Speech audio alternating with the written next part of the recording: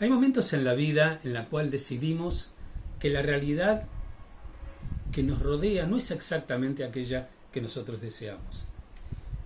A veces son pensamientos que nos acompañan desde hace mucho tiempo, pero simplemente no nos animamos a dar el paso para mejorar.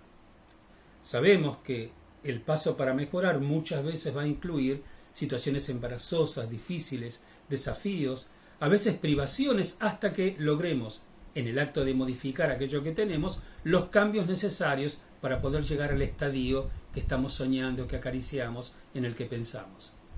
Lo que pasa es que cuando finalmente tomamos la decisión, tenemos que ser conscientes, y en general lo somos, de que ese cambio va a implicar esto que mencionamos, ¿no? Nada mejora sin esfuerzo. Me refiero a cambios auténticos, ¿no? Sin un esfuerzo que nos lleve adelante, y que por supuesto el esfuerzo hasta llegar a ese estadio va a implicar sacrificios, va a implicar trabajo, privaciones. La cuestión es que tenemos que estar de acuerdo con eso y tenemos que estar preparados para poder enfrentarlos.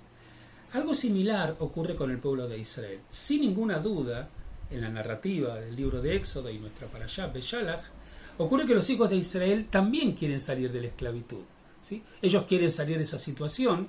Es más, toda la movida que el texto bíblico narra sobre la salida de los judíos de Egipto comienza con un llanto y un grito del pueblo de Israel hacia Dios para que escuche sus plegarias y los saque de estos cientos de años de esclavitud en los que estaban involucrados.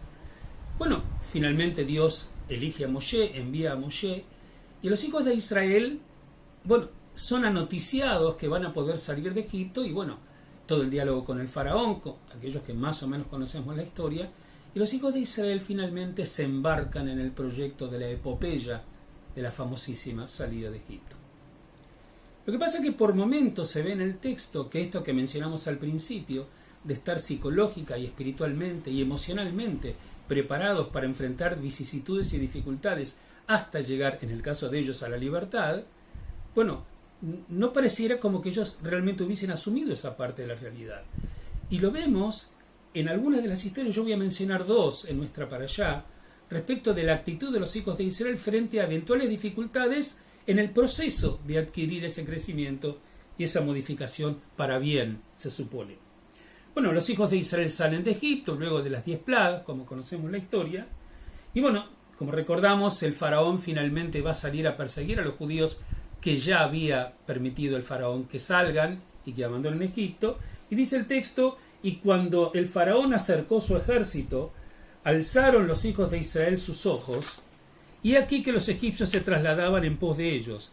Temieron mucho y clamaron los hijos de Israel a Adonai. Atención, ellos tienen mucho miedo, están temor, no hay problema, uno sabe que va a cambiar algunas cosas y tiene temor de cómo le va a ir. Pero acá, ¿de qué manera ellos manifiestan ese temor? Dijeron a Moshe: ¿acaso porque no hay tumbas en Egipto nos trajiste a morir en el desierto? ¿Qué es esto lo que nos has hecho al sacarnos de Egipto? Ciertamente es la cosa que te habíamos hablado a ti en Egipto, diciendo: déjanos, vamos a servir a los egipcios, pues es mejor para nosotros servir a los egipcios antes que morir en el desierto. ¿Cómo es mejor servir a los egipcios antes que morir en el desierto? Si le habías llorado a Dios que querías que te saque de la libertad, lo está haciendo. Entonces puedes decir: tengo miedo, pero no puedes decir: me quiero quedar en Egipto. Y yo creo que ese es el riesgo típico cuando uno va a enfrentar una realidad novedosa.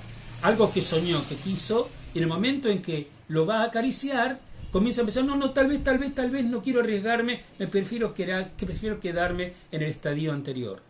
Ese es el gran riesgo, ese es el gran peligro, de que tu temor por lo que va a venir te ancle todo el tiempo en la realidad que vos querías abandonar y que no te animás a hacerlo.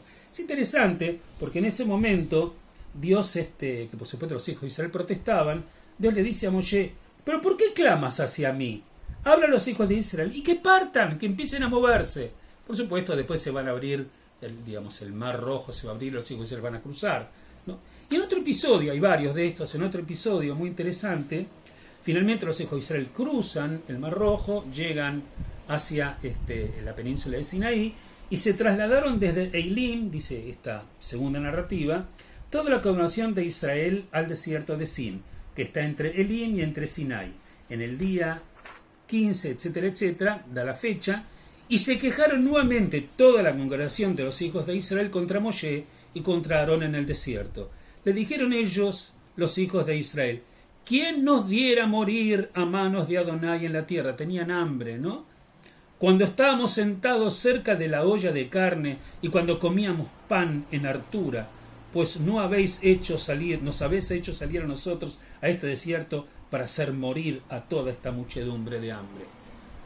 ¿Cómo? ¿Estás extrañando Egipto? La olla de hartura, las comidas que comías, el pan que tenías. Eras un esclavo. O sea, ¿hasta cuándo el temor, que es lógico que tengas frente a la situación de cambio, va a cautivar tu corazón y va a evitar que avances y que acaricies tus sueños y que los puedas lograr? Entonces finalmente, al final, Dios, a Moshe, a partir del mensaje de Dios, le dice, te voy a mandar el maná. Y generalmente yo pienso, muchas veces recordamos, ¿pero qué querés? ¿Que esto llega como maná del cielo? Pareciera como que los hijos de Israel finalmente les manda maná del cielo, y eso es lo que los tranquiliza. Bueno, felizmente la epopeya continuó, Moshe lideró al pueblo y los hijos salieron a la libertad. Pero nosotros nos enseña, acá tenemos a un pueblo que está a punto de concretar lo que siempre quiso, pero tiene estas cuestiones de vueltas para atrás, donde un miedo que no se puede manejar y que atenta todo el tiempo contra la frustración de no poder avanzar a donde ellos quisieron. Y esto es exactamente en la transparencia maravillosa que nos trae la Torá, de donde nosotros podemos aprender. Por supuesto que hay que pensar mucho cuando uno va a tomar una decisión de un cambio. Y uno puede estar convencido que el cambio es para mejor, pero tenés que estar dispuesto a poder hacerlo. Y por supuesto que podés tener miedo. Lo que tenés que evitar es que ese miedo te paralice. Porque después que pase el tiempo, como tuviste miedo y no tomaste la decisión, no te vas a poder mirar al espejo o vas a sentir tanta pena de vos mismo que la situación a la que te seguiste, a la cual seguiste estando presente, no te va a dar tranquilidad al alma. Toma esas decisiones, pensa bien, evalúa los riesgos, pero cuando te lanzás a hacerlo, ayúdate y tenete confianza. Shabbat Shalom para todos.